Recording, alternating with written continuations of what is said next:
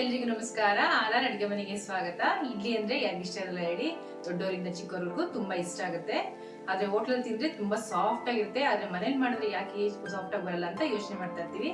ಇವತ್ತೊಂದು ಮೃದುವಾದ ಇಡ್ಲಿ ಹೇಗ್ ಮಾಡೋದು ಅಂತ ತೋರಿಸ್ಕೊಡ್ತಾ ಇದೀವಿ. ಬನ್ನಿ ಹೇಗ್ ಮಾಡೋದು ಅಂತ ಮುಂದೆ ವಿಡಿಯೋದಲ್ಲಿ ನೋಡೋಣ. ಈ ವಿಡಿಯೋ ಇಷ್ಟ ಆದ್ರೆ ನಿಮ್ ಫ್ಯಾಮಿಲಿ ಫ್ರೆಂಡ್ಸ್ಗೆ ಶೇರ್ ಮಾಡಿ. ನಮ್ಮ ಚಾನೆಲ್ ನ ಸಬ್ಸ್ಕ್ರೈಬ್ ಮಾಡೋದು ಮರಿಬೇಡಿ. ಬಿಸಿ ಬಿಸಿ ತಟ್ಟೆ ಇಡ್ಲಿ ರೆಡಿ ಇದೆ ನೋಡಿ. ಎಲೆಯಲ್ಲಿ ಬೇಯಿಸ್ಕೊಡೋದ್ರಿಂದ ಎಷ್ಟು ನೀಟಾಗಿ ಬಂದ್ಬಿಡುತ್ತೆ. ಎಷ್ಟು ಸಾಫ್ಟ್ ಆಗಿದೆ ಅಲ್ಲ, ಸೇಮ್ ಹೋಟೆಲಲ್ಲಿ ಇರ್ತಲ್ಲ ಅದೇ ತರ ಇದೆ ನೋಡಿ. ಸೋಡಾನು ಹಾಕಿಲ್ಲ, ಏನಿಲ್ಲ, ಎಷ್ಟು ಸಾಫ್ಟಾಗಿ ಬಂದಿದೆ ಅಂತ. ಪರವಾಗಿದೆ. ಈಗ ಇಡ್ಲಿಗೆ ಫಸ್ಟ್ ನೆನೆಸ್ಕೊಂಡ್ಬಿಡೋಣ. 1 kg ಸೋನಾ ಮಸೂರಿ ಅಕ್ಕಿ ತೊಗೊಂಡಿದ್ದೀನಿ, ಅದನ್ನ ಹಾಕೊಂತ ಇದ್ದೀನಿ. ಇದು 5 ರಿಂದ 6 ಜನಕ್ಕೆ ಆಗುತ್ತೆ. ನೆಕ್ಸ್ಟ್ ಏನ್ ಹಾಕೊಂತ ಇದ್ದೀರಿ? 1 kg ಸೋನಾ ಮಸೂರಿ ಅಕ್ಕಿಗೆ 200 ಗ್ರಾಮ್ ಅಷ್ಟು ಕುಸುಬಲಕ್ಕಿ ಹಾಕೊಂತ ಇದ್ದೀನಿ. 200 ಗ್ರಾಮ್ ಅಷ್ಟು ಉದ್ದಿನ ಬೇಳೆ. ಉದ್ದಿನ ಬೇಳೆ ಇಲ್ಲ ಉದ್ದಿನ ಕಾಳು? ಉದ್ದಿನ ಬೇಳೆ ಕಾಳು ಯಾವ್ದು ಬೇಕಾದ್ರೆ ಹಾಕೊಬೋದು. 100 ಗ್ರಾಮ್ ಅಷ್ಟು ಅವಲಕ್ಕಿ, 100 ಗ್ರಾಮ್ ಅಷ್ಟು ಸಬ್ಬಕ್ಕಿ. ಇದನ್ನೆಲ್ಲ ಚೆನ್ನಾಗಿ 4 ರಿಂದ 5 ಸರಿ ತೊಳ್ಕೊಂಬಿಡೋಣ, ಧೂಳಿ ಇರುತ್ತೆ. ಅಡುಗೆ ಮನೆಯವ್ರೆ ಚೆನ್ನಾಗಿ ತೊಳೆದಿದ್ದೀರಾ?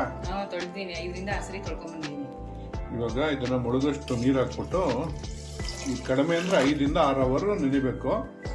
ಇವಾಗ ರುಬ್ಕೊಬೇಕಾದ್ರೂ ನಿಮ್ಗೆ ಕೆಲವೊಂದು ಟಿಪ್ಸ್ ಇದೆ, ಮಿಸ್ ಮಾಡ್ತೀರಾ, ವಿಡಿಯೋನ ನೋಡಿ. ಅಕ್ಕಿ ಬೇಳೆ ಎಲ್ಲ ಚೆನ್ನಾಗಿ ನೆಂದಿದೆ, 6 ರಿಂದ 7 ಅವರ್ ಚೆನ್ನಾಗಿ ನೆಂದಿದೆ. ಇವಾಗ ಇದನ್ನ ರುಬ್ಕೊಂಡ್ಬಿಡೋಣ. ಅಡುಗೆ ಮನೆಯವ್ರೆ, ಹಿಂಗ್ ರುಬ್ಕೊಂಡ್ಬಂದಿದ್ದೀರಾ ನೋಡಿ. ಇಡ್ಲಿಗೆ ತುಂಬಾ ನೈಸ್ ಆಗಿರ್ಬಾರ್ದು, ತುಂಬಾ ತರ್ತರಿಯಾಗೂ ಇರ್ಬಾರ್ದು. ನೋಡಿ, ಈ ತರ ಮೀಡಿಯಂ ಆಗಿ ರುಬ್ಕೋಬೇಕು. ಇವಾಗ ಎಲ್ಲಾನು ರುಬ್ಕೊಂಡ್ಬಿಡೋಣ ಇದೇ ತರ. ಓಕೆ, ರುಬ್ಕೊಂಡ್ಬಿಡಿ ಎಲ್ಲ ಅಂದ್ರೆ. ನೋಡಿ, ಇವಾಗೆಲ್ಲ ಇಡ್ಲಿ ಹಿಟ್ಟೆಲ್ಲ ರುಬ್ಕೊಂಡಾಗಿದೆ. ಒಂದ್ಸರಿ ಮಿಕ್ಸ್ ಮಾಡ್ಕೊಂಬಿಡೋಣ. ನೋಡಿ, ಇಡ್ಲಿ ಹಿಟ್ಟು ತುಂಬಾ ಗಟ್ಟಿ ಇರ್ಬಾರ್ದು, ತುಂಬಾ ತೆಳುಗು ಇರಬಾರ್ದು. ನೋಡಿ, ಈ ತರ ಅದಕ್ಕಿರಬೇಕು, ಆವಾಗೇನೆ ನಿಮ್ಗೆ ಇಡ್ಲಿ ಸಾಫ್ಟ್ ಆಗಿ ಬರೋದು. ಇವಾಗ ಇದನ್ನ ಓವರ್ ನೈಟ್ ರೆಸ್ಟಿಗೆ ಬಿಟ್ಬಿಡೋಣ. ಇವಾಗ ಇಡ್ಲಿ ಹಿಟ್ಟು ಓವರ್ ನೈಟು ನೆಂದಿದೆ ನೋಡಿ, ಹಿಂಗಾಗಿದೆ. ನಾನು ಉಪ್ಪು ಹಾಕಿಲ್ಲ, ಸೋಡಾನು ಹಾಕಿಲ್ಲ. ನೋಡಿ ಎಷ್ಟು ಚೆನ್ನಾಗಿ ಆಗಿದೆ, ಉಬ್ಬಿದೆ ನೋಡಿ, ಎಷ್ಟು ಚೆನ್ನಾಗಿ ಉಬ್ಬಿದೆ. ಇನ್ನೂ ಉಪ್ಪು ಹಾಕೊಂಡಿಲ್ಲ, ಉಪ್ಪು ಹಾಕೋಣ. ಉಪ್ಪು ಹಾಕೋದು ಹೆಂಗೆ ಅಂತ ನಿಮ್ಗೆ ತೋರಿಸ್ತೀನಿ. ಏನಪ್ಪ ಉಪ್ಪು ಹಾಕೊಡೋದೆಲ್ಲ ತೋರಿಸಿರ ಹೆಂಗೆ ಅಂತ ನೀವು ಯೋಚನೆ ಮಾಡ್ತಾ ಇರ್ಬೋದು. ನಿಮ್ಗೆ ತೋರಿಸ್ತೀನಿ ಹೆಂಗೆ ಹಾಕೊಳ್ಳೋದು ಉಪ್ಪು ಅಂತ. ನೋಡಿ, ಈ ಸ್ಪೂನಲ್ಲಿ 1 ಸ್ಪೂನ್ ಹಾಕೊಂಡಿದ್ದೀನಿ ಉಪ್ಪು. ಅದ್ರ ಮೇಲೆ ಇನ್ನೊಂಚೂರು 1/4 ಟೀ ಸ್ಪೂನ್ ಉಪ್ಪು. ಇದನ್ನ ನೀರು ಹಾಕೊಂಡು ಸ್ವಲ್ಪ ನೀರಲ್ಲಿ ಕರೆಸ್ಕೋಬೇಕು ಉಪ್ಪನ್ನ. ಬೇಕಾದ್ರೆ ಇವಾಗ ಕಲ್ಲುಪ್ಪು ಇಲ್ಲ ಡೈರೆಕ್ಟ್ ಹಂಗೆ ಉಪ್ಪು ಹಾಕಿದ್ರೆ ನಿಮ್ಗೆ ಏನಾಗುತ್ತೆ, ಹಿಟ್ಟು ಜೊತೆ ಸರಿಗೆ ಬೆರ್ಕೊಳ್ಳಲ್ಲ. ಈ ಥರ ನೀರಲ್ಲಿ ಕರೆಸ್ಬಿಟ್ಟು ಇಡ್ಲಿ ಹಿಟ್ಟಿಗೆ ಇದನ್ನು ಹಾಕೊಬೇಕು. ನೋಡಿ, ನೀರಲ್ಲಿ ಉಪ್ಪು ಕರೆಸ್ಕೊಂಡು ಇಟ್ಕೊಂಡಿದ್ವಲ್ಲ, ಅದನ್ನು ಇವಾಗ ಹಿಟ್ಟಿಗೆ ಹಾಕ್ಕೊತಾ ಇದ್ದೀನಿ. ಇವಾಗ ಇದನ್ನು ಚೆನ್ನಾಗಿ ಮಿಕ್ಸ್ ಮಾಡ್ಕೊಬಿಡೋಣ. ಒಂದು 5 ರಿಂದ 10 ನಿಮಿಷ ಇದನ್ನು ರೆಸ್ಟ್ ಬಿಟ್ಬಿಟ್ಟು ಆಮೇಲೆ ಇಡ್ಲಿ ಉಯ್ಕೊಂಬಿಡೋಣ. ಇಡ್ಲಿ ತಟ್ಟೆಗೆ ಹಾಕೊಂತಾನೆ ಉಯ್ಕೊಂಡಾದ್ಮೇಲೆ ತಾನೇ ಬೇಯಿಸ್ಕೊಡೋದು ನೀವು, ಅದಕ್ಕೆ ಇಡ್ಲಿ ಉಯ್ಕೊಡೋಣ ಅಂತ ಹೇಳಿದ್ರು.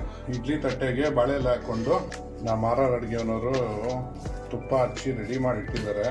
ಇಡ್ಲಿ ತಟ್ಟೆಗೆ ಹಾಕೊಂತ ಇದ್ದೀನಿ. ಸ್ವಲ್ಪ ಹಾಕೊಳ್ಳಿ.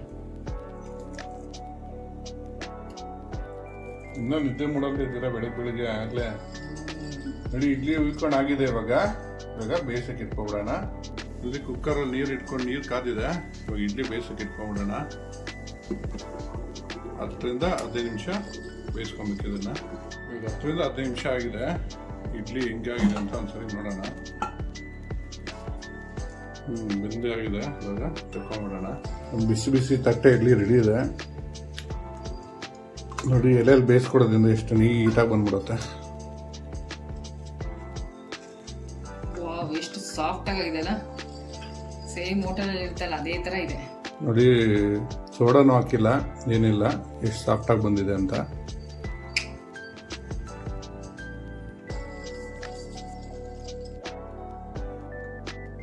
ಮಲ್ಲಿಗೆ ಇಡ್ಲಿ ರೆಡಿ ಆಗಿದೆ. ನಾನು ಸಾಂಬಾರ್ ಚಟ್ನಿ ಜೊತೆ ಸರ್ವ್ ಮಾಡ್ತಾ ಇದ್ದೀನಿ. ಟ್ರೈ ಮಾಡಿಬಿಟ್ಟು ಹೇಗಿತ್ತು ಅಂತ ಕಮೆಂಟ್ ಬಾಕ್ಸಲ್ಲಿ ತಿಳಿಸಿ. Thanks for watching our video.